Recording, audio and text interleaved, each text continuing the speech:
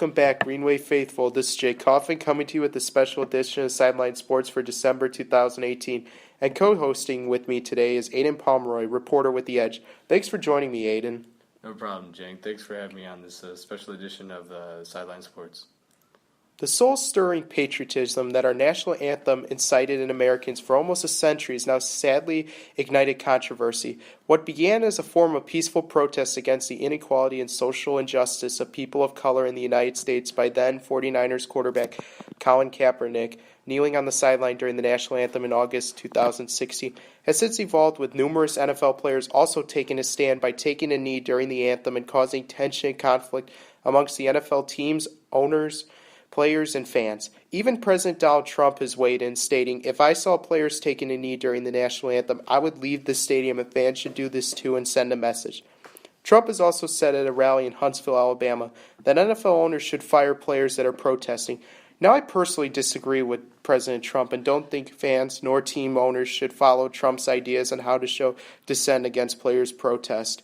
Fans faithfully follow the sport, their team, and the players they love. Fans logically wouldn't want to leave a game before it has even started. They'll opt to just stay at home if they're alienated by players' protest. And that's exactly what's happening. But Aiden, what do you think about Trump's statement that players be fired for their taking a knee actions? Well, Jake, I would also like to say that I, as well, disagree with the president. President Trump's statement about how fans should react to these players' actions and how coaches should treat their players that take the knee during the anthem. Of course, it's just incredibly inconvenient for fans to get up and leave the stadium after paying such a costly price to enter the stadium in the first place.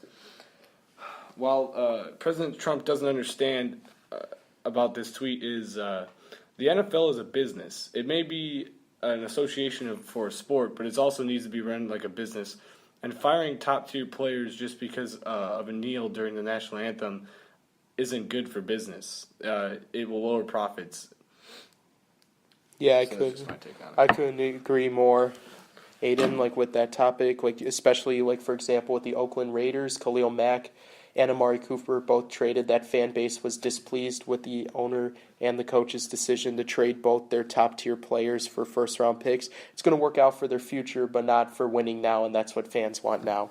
And just before the kickoff to the 2018 season, the NFL proposed fining players for kneeling during the national anthem. NFL owners and the Players Union voted against the proposition because it discriminated against players using their right to freedom of speech. There's also claims that it has been more difficult for players who have taken a knee to get re-signed. A perfect example is current Carolina Panthers safety Eric Reed, who was left unsigned until Week 8 of the 2018 season. He was asked at many of his off-season meetings, was he going to continue to kneel during the national anthem? Kaepernick has also found it tough to get a second chance as well. Kaepernick has remained a free agent since the end of the 2016 season. Many teams have shown interest in signing him, but were reluctant to sign him because of fan opinion on his form of protest. He has filed a grievance suit against the NFL stating, "NFL owners are trying to keep me out of the NFL." Aiden, what do you think? Does Kaepernick deserve a second chance in the NFL? Well, Kaufman, personally, I think that he does deserve another chance in the NFL, as long as he refrains from that form of protest and maybe expresses it through other actions and other means of doing so. Although I don't believe he will be allowed back in the NFL that simply, I believe that he will be needing to give an apology to the NFL formally to be accepted back into the league. And I don't think he will get a desired chance unless he does so. Now, Aiden, we did a survey. Could you tell me more about the results of those survey that we did? Well, Kaufman, during the survey, we asked around 32 kids here at St. Edward's Central Catholic, and they stated that the majority do believe that kneeling during the national anthem is quite offensive. Now, what would be your take on that? Do you think that it's offensive to kneel during the national anthem? Somewhat, because sometimes a lot of people think of the national anthem as a form of patriotism and supporting our troops across the seas and everybody who puts their life on the line for our country. And so kneeling during a time of respect that we should be giving them is quite offensive. Yeah.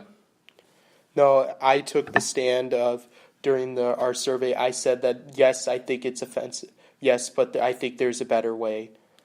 I think there's a better way for them to voice their opinion. Yeah. Because once again, the national anthem is to show a sign of patriotism to the people who protect our freedom. I think that their message is good. I just think there's another way that they could do their form of peaceful protest. Exactly, coughing. Kneeling during the national anthem probably wouldn't be the best way of broadening their cause. I think they could exploit many different ways other than that. Well, thanks, Aiden. While I honestly don't think this controversy will end anytime soon, I do think we should keep it on the forefront and report back as new developments arise. For now, this is Jake Kaufman and Aiden Pomeroy signing off for this special edition of Sideline Sports. Stay tuned for another special edition in the new year when the St. Edwards boys varsity basketball team plays rival Chicago Christian at the United Center on January 2nd.